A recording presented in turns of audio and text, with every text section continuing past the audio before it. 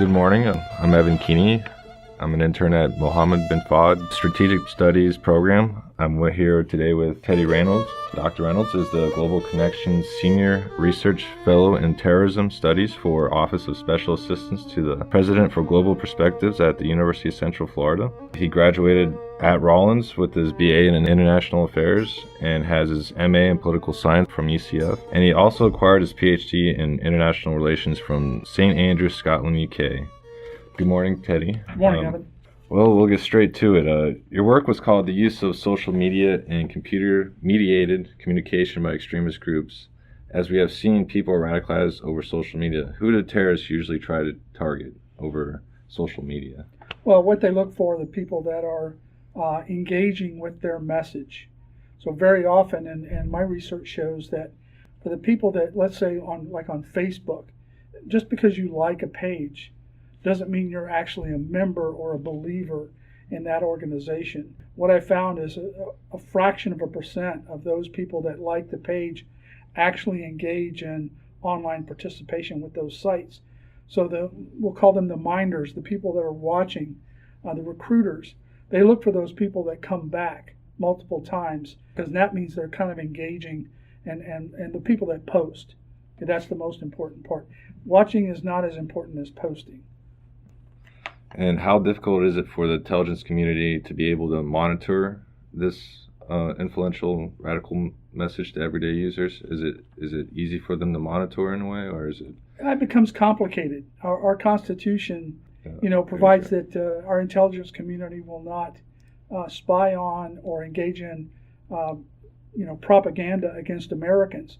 So even if you're looking at a foreign site, the concern is, what if there's an American in there?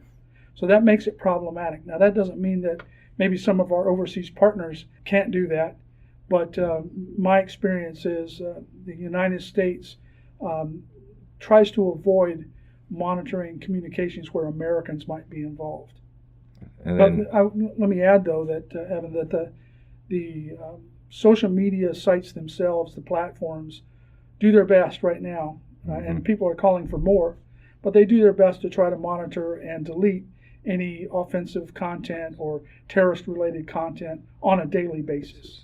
And then that's where it kind of comes in with the constitutional freedom of speech type deal, where some politicians may see an interference in constitutional rights to Americans who are a part of the terrorist organizations. For example, in your class, you brought up that it was there was this one time where President Obama ordered a drone strike on an American, and you said that was probably like a constitutional violation where there was no due process. Can you emphasize on that situation there?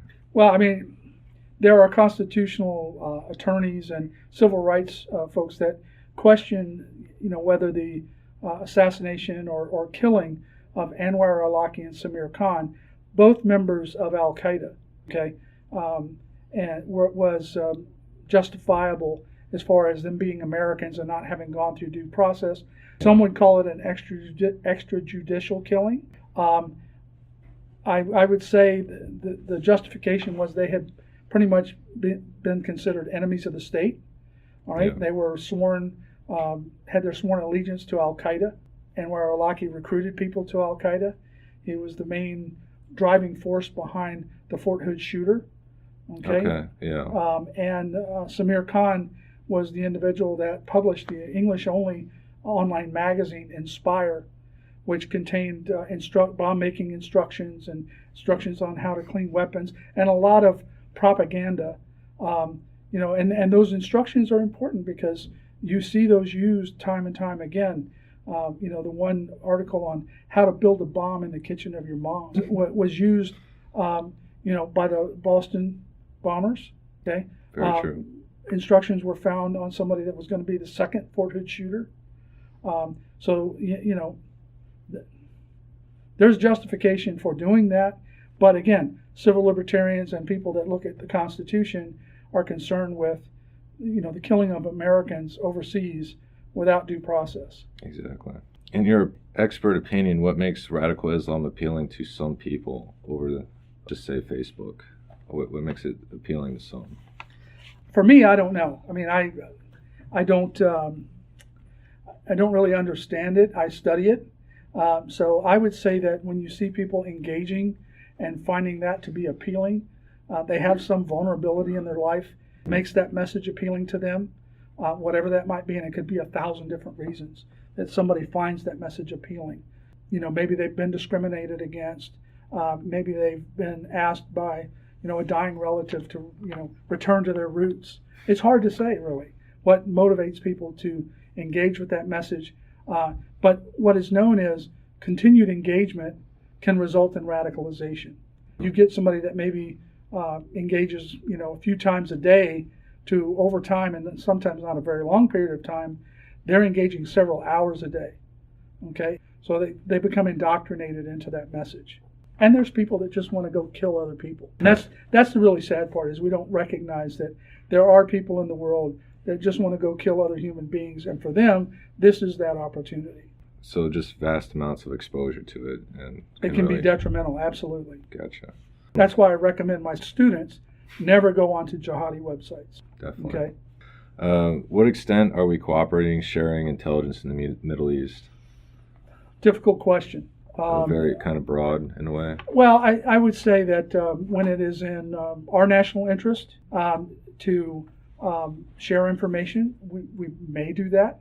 I don't know. I don't work for the intelligence community. There's always a concern when you're sharing intelligence of revealing sources and methods that may compromise an asset or compromise the way you collect your intelligence, and then it could be detrimental to ongoing or future operations. So I'd say that's handled in a very, very case-by-case basis with a lot of scrutiny. But again, that's not something that I'm just a professor here at UCF. What could be done to improve cooperation sharing in the Middle East? In your opinion, what do you think we should do to improve the situation where we collect intelligence in the Middle East?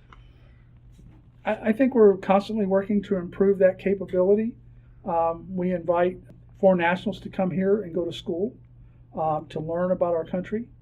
We have people working there learning the culture. Okay, we encourage Americans that want to get into the intelligence community to learn about other cultures, learn the language. Language is important. So many cultural clues contained in the language, and learn about just the history of these countries that will help them be better case officers or better analysts. And one of the major skills that you have to have when you're doing intelligence is critical thinking and writing, correct? Absolutely. And those are the 2 points that I stress in my classroom. Exactly. Is critical thinking skills, because you're asked to look through a great deal of information to try to form some type of analysis. Conclusion. And one of the big things that they talk about is good writing skills. You're constantly asked to write reports, be that just a 1 or 2 page report or a 20-page report. But good communication skills, good writing skills are essential for an analyst. Gotcha. How do regional or major powers look at the Middle East? How from an intelligence wise, of course their interests they're not the same as ours, but do they analyze the same data we are? Not likely. We collect our own data. They collect their data. So, and again, the sharing is limited. Very limited. Gotcha. I would expect. How has the increase of insurgency in the Middle East changed our policy for dealing with terrorism? I would say the change in administration has changed the way we're looking at insurgency and terrorism in several ways. You can see the way that we have addressed ISIS recently, more bombing campaigns, a more aggressive military campaign with Iraqi forces, that we've helped train. Currently we see ISIS being pushed out of Iraq, which is a good thing. Oh, yeah. And so, but the other problem now is, where are they going? Are the foreign fighters returning to their home countries? We're seeing a spread throughout Africa.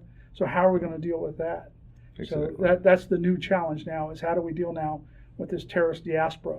So, and that's that's the next challenge.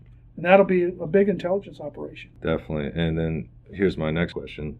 In your opinion, with the downfall of ISIS, will the activity of terrorism increase or decrease? Even though ISIS is not a military power anymore, it's more of an idea. So is it even relevant anymore, or is it going to fade, or is it going to, I guess, it's going to be persistent? Boy, Evan, if I knew the answer to that, I'd be working somewhere other than UCF, right? Yeah. It's hard to say. Bin Laden's dream was always for his movement to become an ideology that didn't require a top-down structure, that people could take this message and act on it, basically against the West and against what he saw were apostate regimes. Hard to say after the fall of ISIS how that's going to spread, whether it will spread. Maybe some of the groups will go, well, the party's over. Hard to say. Certainly that'll be something that, the U.S. and other Western forces look at, study, intensely. Mm-hmm. Social media is going to be a big part of that. What's interesting, though, and to get back a little bit to the social media portion of this operation, is we fail to really look at the fact that, let's say you have 10,000 foreign fighters from Europe with ISIS right now or previously. There are 40 million Muslims in Europe. That is a fraction of a percent. So their influence online, even though they have, thousands of messages that go out a day, thousands of Twitter pages, they use encrypted communication methods like Telegraph. Okay, if I were a marketing firm and that was my saturation rate, I'd be out of a job. So we really need to take advantage of that knowledge and let people know, this is not the massive threat that we think it is. Now, that said, it doesn't take more than one person to do drastic damage. Exactly. We saw that here with the Pulse shooting, So we need to be aware of that. But still, this is not the existential threat to the West that some people think it is. But we still need to be mindful of the threat and try to minimize it wherever we can.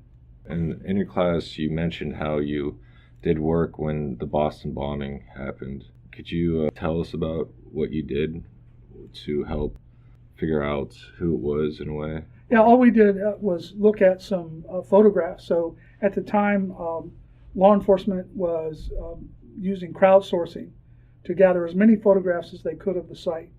And I was working with a group that we were unfortunate enough to receive some images for analysis to see if we could spot anybody that looked suspicious. Okay, so this is kind of, I think I mentioned it at the time, this is kind of a broadening of what we call GeoInt, which is where we're capturing as many images as we can from as many platforms as we can to learn about what's happening. And you can imagine if you go to a UCF football game, how many pictures you're in just from different people around you taking selfies and all of that. So it's become a valuable source of information, just crowdsourcing these photographs. And then once again, does that come in with constitutional rights issues in a way? Well, they ask people to send their pictures.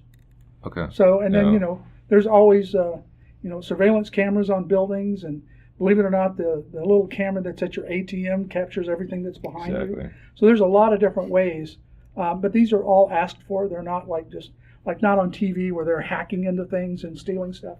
I don't know that happens on a regular basis, especially in a situation like this. But people responded famously to sending their pictures to the government for analysis to try to find out who did that heinous act. So it's more willingly than unwillingly. Oh yeah, I mean we're not in a police state.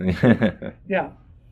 And then I remember in your class that you emphasized the Iraqi Freedom, how we kind of forced it. And what were some of the major intelligence failures committed prior to Iraqi Freedom? I don't know if I characterize it as forcing, but it turned out to be bad intelligence that caused us to go into that engagement by a former Iraqi chemist that basically wound up in Germany and gave the Germans some intel that he was familiar with Saddam Hussein's chemical weapons program. His code name was Curveball. And that intelligence was shared with the British, which was then shared with us. Unfortunately, what he was saying kind of fit the paradigm of what our intelligence community was looking at the time.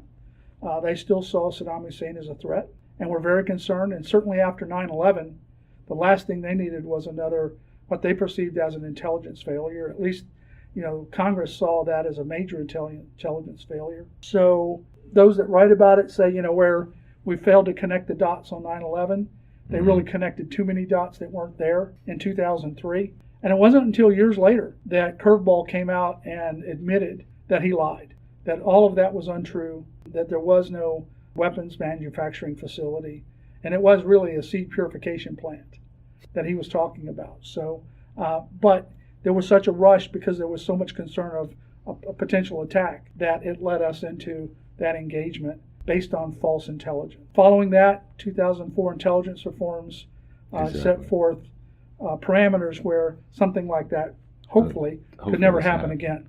And then at the time, there's a whole bunch of different intelligence agencies. Prior to 2004, it was a lot more limited between them to share information, correct? Before the reform. Prior to 2001. 2001. Yeah, there was a lot of what we call stovepiping, which were agencies that they had their information, wouldn't share with other agencies. Mm-hmm. Some of that was mandated by law. The CIA was not allowed to share information with the FBI and vice versa. So after the analysis of what happened for 9/11 with the 9/11 Commission report, there was processes put in place where intelligence agencies could share information. We now have fusion centers where multiple agencies reside, where they're able to share information. But again, there's always that concern with sources and methods, even within intelligence agencies, because one group might not put as much value on a source than the original group might. So they're still reticent about things like that. And then we talked about the reform, and how has the intelligence community changed its procedures or, as you say, methods for collecting intelligence since 2004? How has it changed in a way? Oh, I wouldn't really know specifically how they've changed. I know there's been a big push to increase our human intelligence capabilities. That was one of the bigger problems right after 9/11, is we realized that we didn't have very many Arabic speakers. So there's been a big push to get language skills within the intelligence community for different languages, not just Arabic. And now moving toward more of the languages that are spoken in Africa. So, but that takes time. As you can imagine, the American government and its agencies are not a Ferrari. They're like a big bus. I mean, you almost have to drive to the airport to turn it around. So it takes time for these things to change. But I know they've been working actively to change that and increase their capabilities. So my last question, what are the new and upcoming technologies the intelligence community will be using in the near future, if they're declassified, of course? Oh, wow. I have no idea. I mean, we're constantly, I'd say they're constantly trying to improve their satellite capabilities, their listening capabilities, their intuitive capabilities. There are certain platforms that I think the big push right now is predictive capability based on data. So it's all data driven using big data. Can we predict events? Can we predict whether somebody that's out there on the road that we see could potentially be planting an IED? There are techniques being used to predict outbreaks of infectious diseases. Okay, not really conflict, but political violence. What applications will those have for the intelligence community? We don't know that. So, but they're constantly working to improve their capabilities. That's just, they have to. Definitely. Because the enemy's always evolving, so we have to evolve. And has the budget for the intelligence community continually increased over the years? I'm not a budget watcher, but I would expect so. Yeah. Well, that's all I have for you, Dr. Reynolds. Thanks, Evan. Thank you for joining us, and I hope you have a good morning. Thank you very much.